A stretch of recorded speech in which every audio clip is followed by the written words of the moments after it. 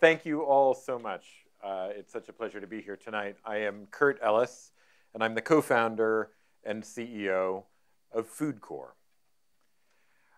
I'm the youngest of 6, and we have a tradition in my family of beginning any kind of gathering with a toast, not to the people who are in the room, but to those who are not. It's a toast to the absent ones. And I wanted to invite each of you tonight to think about someone from your past who shaped your relationship to food.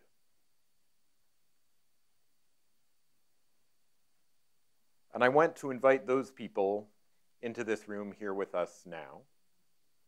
So I hope that when I raise my glass, you will say their names and let them echo off these halls. To the absent ones, Dad. The reality is that one of the greatest injustices in our country is playing out in the relationship that children across California and across our nation have with food. Right now, 1 in 5 kids struggles with hunger. 1 in 3 kids struggles with obesity or with being overweight. And 1 in 2 of our kids of color are expected to develop type 2 diabetes during their lifetimes. And yet the science is clear. What our children eat shapes how they learn, how they feel, how far they will progress in their education and in their careers, and ultimately, how long they're going to live. We are setting up our children on a runaway track, when if we truly cared about them fulfilling their potential, we would nourish their dreams with real food. I believe in a future where every child knows what healthy food is, cares about where it comes from, and eats it every single day in school. And I'm here tonight to introduce you to the revolutionaries who are bringing about a resource revolution in the simple, fundamental thing of what our children eat. FoodCorps service members, and there are 205 of them across the country and 18 as of now here in the state of California, work to create holistically healthy school food environments, places where children learn what healthy food is, fall in love with it, and eat it every day. We get 1,000 applicants a year for these 200 spots that we are currently able to fill. And we unleash these core members with a rigorous research-backed program we developed with researchers in nutrition at Columbia University to transform our schools into healthy places for kids to eat and learn and grow.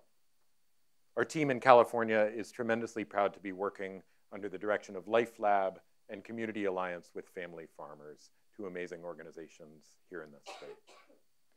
FoodCorps service members deliver hands-on education in what healthy food is. And in school gardens, they give kids a chance to grow and cook and try new things. This is not the nutrition education that I remember from my childhood of somebody pointing at a poster on a wall for 2 hours. This is hands-on. This is kids pulling carrots out of the dirt and eating them with the dirt still on. And the stories we get show how magical this work can be. Like the child who said, "I didn't know sweet potatoes were a vegetable. I thought they were a kind of fry." Or the kid who said, "These snap peas must be what they put in cotton candy to make it taste so good." Or the child, Edouard, who said, "I want to rename our garden the Golden Garden, because when I think of that place, everything turns to gold." Connecting kids to healthy food is powerful in the classroom and the garden, and the research is great. We've built 300 gardens so far this year. 7 out of 10 kids in FoodCorps classrooms come away with a meaningfully healthier relationship to food. But you have to change what's in their cafeteria as well. So FoodCorps service members partner with farmers and food service teams to give kids across California and across our country access to real healthy, high-quality food. The last time I visited one of our sites at Oakland Unified, our core members shared with me oranges that were being served that day across all of Oakland Unified schools through the great California Thursdays program. They'd help source these oranges from organic farms in California, and every child now was having access to them. The reality is that you can institutionalize a fundamentally different relationship to food in school. But converting a lunch line from fresh French fries to fresh greens takes time. Building school gardens takes work. And teaching kids about healthy food takes a tremendous amount of thought. FoodCorps service members represent the human resource standing by to be the resource revolution for California kids and food. And FoodCorps, at your call and at your ballot, stands ready to scale up our work from 18 core members to 25, and to launch senior-level field staff in the state to do the grass tops work that makes our work add up to 1 + 1 = 10.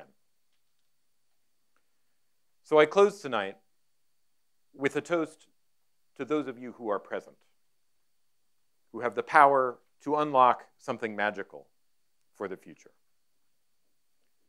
A relationship with food for California's kids that puts them on a path towards achieving their full potential.